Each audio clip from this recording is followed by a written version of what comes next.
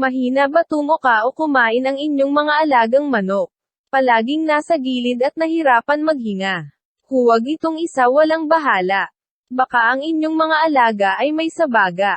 Bigyan sila ng CPU Lemongrass Water Soluble Premix. Ito gawa mula sa katas ng salay o tanglad. Segurado kang natural at hindi nakakalason. Proven and tested dito sa Philippine Native Chicken na pinababalik ang gana ng manok sa pagkain at mabisang pantambal para sa infeksyon na nagdudulot ng common respiratory diseases. Ano pa ang hinihintay mo? Magandang araw, Ka-Native. Isa-isa. Sa ating mga Ka-Native dyan, kasamang bahagi ka ng Pilipinas na patuloy na tumatangkilik dito sa ating programa. Sa ating mga OFW dyan, sama kayong bahagi ng mundo na patuloy pa rin na sumusunod sa programa ng Philippine Native Chicken. Kami po bumabati po sa inyo ng magandang araw. Ang programang ito dulot sa inyo po ng Central Philippine University, headed by our President, Dr. Chudros Robles. At saka sa inyong host dito, Dr. Jaime C. Cabales Jr., yung kaakibat nyo, kaagapay nyo sa pag-alaga pa native chicken in commercial scale. Magandang araw sa inyo. God bless sa ating mga ka-native dyan. Thank you for being always with us. Maulan man o uminit, sama pa rin tayo. Sa hirap at ginawa, nandoon pa rin tayo para po sa pagtaguyod sa programa natin sa pag-alaga po ng katutubong manok. Isa sa mga hadikain ng Central Philippine University na makatulong po sa ating mga ka-native is the technical support that we are extending dito po sa Philippine Native Chicken. Magandang araw. And hope na sa ngayong araw naman, we'll be discussing naman ang isang concern ng ating mga ka-native. Yung kung bakit that if you have some questions, don't hesitate to post your questions in the comment section below. Para at least na-picture naman natin sa mga susunod na episode ng ating programa dito po sa Philippine Native Chicken. Kahit na sa limited time na magkasama tayo dito in 15 minutes time, para at least kahit paano po na makashare po tayo ng konting impormasyon tungkol po sa pag-alaga ng manok in commercial scale. Ito po ay bunga ng ating pag-aaral dito po sa CPU. At saka sa mga ka-native natin dyan na hindi pa nakapasubscribe sa YouTube channel, sa ating YouTube channel, please subscribe to our YouTube channel. At saka sa ating mga Facebooker naman, please follow our page para every time that we have this premiere program, you will be notified by our social media platform. Sa ngayong araw, ang pag-usapan naman natin is in terms of what we call the stocking density. Ang i-share lang namin dito sa inyo is more on the practices that we are doing at Central Philippine University. Yung kung bakit that kung medyo malapit-lapit kayo dito sa amin, pwede kayo makapunta dito sa amin and then have it be seen in the physical state kung saan po makita po ninyo. You can bring measuring tools and then you can take pictures to our housing and design para at least pag-uwi nyo, you will not start from scratch. So, ang isa kasi sa malagi sa ating natin is that na kami po nagpapasalamat po sa mga patuloy pa rin na sumusunod po ng disenyo namin dito po sa Central Philippine University. Kung nasunod po niyo yung disenyo namin, and then we'll be glad if you can also tag it to us hashtag Philippine Native Chicken. Ang P is capital at saka yung N is capital and C is capital. Hashtag Philippine Native Chicken. Para at least kahit paano po we'll be happy seeing also our designed adapted by our native chicken raisers all throughout the Philippines.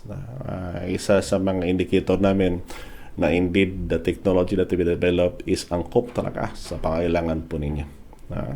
Sa mga ka-native natin, ang disenyo kasi ng design kasi ng housing dito sa Philippine Native Chicken, it undergone years of studies, and not years but decades of study para po mabuo yan. Yung kung bakit that we'll be looking for the design of the housing na ganito para sa amin. Dito mo lang makita yan because that is the innovation dito po sa Central Philippine University. Yung kung bakit that Nakaganda kasi dito sa amin sa Philippine Native Chicken. We are based dito po sa may College of Agriculture, Resources, and Environmental Sciences. Na kung saan po, may 3 kurso kami dito. Now, we have what they call the BS Agriculture as one of the Center of Excellence of Agricultural Education in the Philippines. We have also the BS in Environmental Management at saka yung isa is BS in Agrobiosystem Engineering na formerly known as Ag Engineering. Agricultural Engineering. Yung kung bakit that with the different specialty that we have here, pati yung design ng housing and even equipment that we're using, kami na mismo na-publicate yan. Based on our needs and based on the findings that we have kung ano ang maganda. Now, we'll be starting from the brooding papunta po sa breeder. Para at least yung katanungan ng kapatid natin dito, ating ka-native kay Sir Charlie Obispo. Good PM sir, tanong ko lang po yung pwedeng pagsamahin sa isang kulungan ang mga sisiw na 3 weeks old at 2 weeks old. Advice po. Thank you and God bless. Thank you Sir Charlie. Dagdagan ko pa sir para at least may makumpleto yung kaalaman po ninyo sir at saka sa ating iba pang mga native. So if you found this program na informative po and possible po, you can share this program sa iba niyong makakilala dyan para at least makatulong po tayo. Now, direkta muna tayo doon sa katanungan ni Sir Charlie Obispo. If you're raising native chicken, if possible po in one pen o sa mga kulungan po natin, wag po natin pagsamahin ang manok na iba't iba ang edad. Bakit po? Tandaan natin, the younger the chicken, the more vulnerable they are to infection. Yung kung bakit, kung posible ba pwedeng ihiwalay natin para at least hindi malagay sa langanin yung pangkalusugan po ng ating manok. Isa kasi yan sa mga consideration natin. Kasi ang paglagay po ng mga manok natin of different ages in one pen or even possible in a housing, walang problema naman if you'll be following the design that we have at Central Philippine University. Ang problema natin kasi the younger the chicken, the chicks, ang problema natin, mas sensitive sila sa infection. Yung kung bakit that pwede bang ihiwalay natin. O kabensyally, ihiwalay po natin para at least yung buong pangkalusugan po ng manok natin magiging safety. Ngayon, ang katanungan, if we're going to have it be separated para at least mas maliwanag. Ano ba ang tamang stocking rate ng ating manok? It will be adapting with the design that we have, yung kung bakit that we are promoting what we call the fireless brooding technique and the multi-tier housing that we have. Kung makikita po nyo dyan sa ating page. Ang brooding kasi, ang kanyang area niyan, that is 27 inches by 2 feet in length, at saka yung taas niyan, it may have about 16 inches. Kung makikita nyo yun sa ating mga picture, yan ang design natin. Yung kung bakit na 27 inches by 48 inches yung haba, at saka by 16 inches yung taas. Bakit ganon? Ang stocking rate niyan, if possible po, it ranges from 10 to 12 chicks. Ganon lang po. That is the fireless brooding technique. Kasi ang isa sa nakita namin is that na if i-consider natin ang cost of production, ang isa sa pinakamalaking source ng cost is what they call the brooding. Lalo na pag if you're using what they call the incandescent bulb. Yung kung bakit that dito sa Central Philippine University, hindi ko magamit ng incandescent bulb. LED bulb lang yan. That is 3 watts only.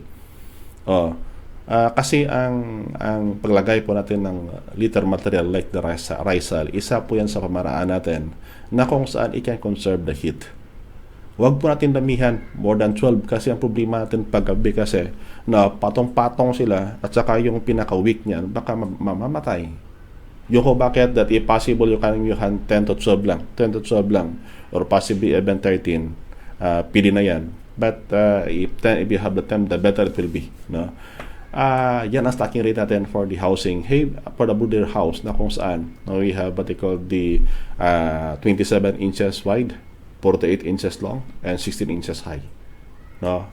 Tingnan po niyo diyan sa ating page po yung design na yan. That is a double tier housing. At saka yung purpose na kung saan po bakit na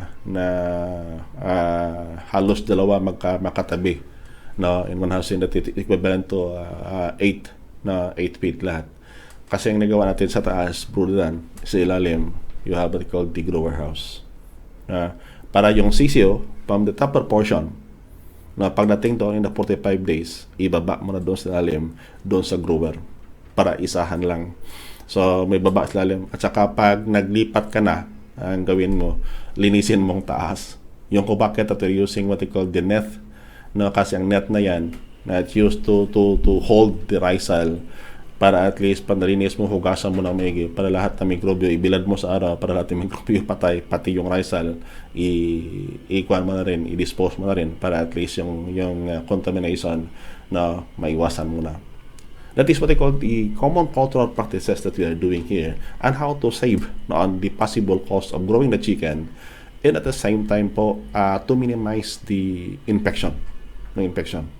Now, ngayon, if the chicken is aging 45 days old hanggang dumating doon sa marketing age niya, yung pen naman sa ilalim, na grower pen naman nila, that is measuring about 4 feet by 8 feet. Yung floor area niya. So, ang holding capacity niyan, it can hold even up to 25 chickens. Yung kung bakit na yung na-brood mo sa taas, ibaba mo sa ilalim, ganun lang po kasimple yung proseso niya, para at least hindi mo na kailangan na ilipat kung saan-saan na malayo pa. Nandoon na mismo sa ilalim niya. So, ibig sabihin that we are utilizing in a limited area, but marami po ang pwede nyo ma-load na manok. And that is one way on how we can reduce the possible cost of production, lalo na pag pinag-usapan is area. In a limited area, marami po ang ma-load po nyo. Kasi dito sa amin, the 300 square meters that we have na area, no, yung covered area namin, makita po ninyo yan, ang holding capacity niyan is more than 1,000 heads of chicken. Ganon po kadami. And why we are doing this kind of design of housing? Alam nyo kasi sa feedback pa lang ng ating mga native that undergone various training dito po sa Central Philippine University, implementing the learning that they have in respective areas. Ang isa sa malaking feedback po, ang tanong, bakit nalulugi ang razor? Noon pa kasi sabi ko palagi is that na ang technology at is only attributing 20% of the success of your project. 80% yan is management. If you'll be raising native chicken in various condition and it may requires wide area, walang problema kung nandoon po kayo. Pero, pag lahat-lahat niyan, ihabilin nyo sa tauhan nyo, baka doon ka na magka-problema. Hindi naman lahat ng tauhan ganon, but majority po. Yung kung bakit at for us, pinapakita namin dito sa CPU mismo, within the city mismo, na kung saan po you can raise native chicken na hindi mabaho using the CPU technology, PIDS, and the growing protocol that we have. Kasi yung patoka namin dito, it is already mixed with plant extract, na kung saan po para po mabawasan yung mga baho ng yung mga amoy po ng mga dumi ng manok ninyo. At saka beside, the digestibility coefficient po ng CPU PIDS mataas po. Kaya lang wala siyang growth promotant na kung saan po it can affect the health status also of the consumers that will be eating your product. That is the one way on how we can respond to the requirement for a naturally grown product. Ibig sabihin na naturally grown na walang halong masyadong chemical. Yung kung bakit na ginagamit namin dito is mga plant extracts, ginagamit namin dito. Now, with that kind of perspective, na kung saan po mas malapit sa inyo, in limited area, mas maraming manok ma-hold ninyo, ibig sabihin po, yung market nyo yan mismo sa paligid nyo, ibig sabihin po, mas makamura kayo. Makatipid na kayo in terms of mortality, in terms of growing period kasi nandoon kayo malapit. At saka yung market ninyo, hindi nyo kailangan na gumasto pa na malaki para dalhin yung produkto nyo from your farm to the market kasi malapit na mismo ang market ninyo. Yun ang consideration why we develop this technology. And kay Sir John Moreno, sana po natanong yung kay Sir John Moreno, kay Sir Charlie Obispo, sorry. Sana nasagot ko yung katanungan mo, sir. May dagdag na sagot pa in terms of the technology. Basta tandaan mo, sir, barrio stages, pwede bang wag mong isama? Ang isa sa mga rason dyan, ang transmission of infection. Brooding design, stocking rate, tandaan po natin for every 27 by 48 inches by 16 inches high, ang stocking density natin maximum of 13 heads. Yung 25 chicken naman, we can house it in the floor area ng pen na kung saan 4 feet by 8 feet yung dimension. Sana po makatulong po ko sa inyo yan, sir. At saka sa ating mga ibang kanitib dyan na yung ideya na yan makatulong po sa inyo, go ahead po.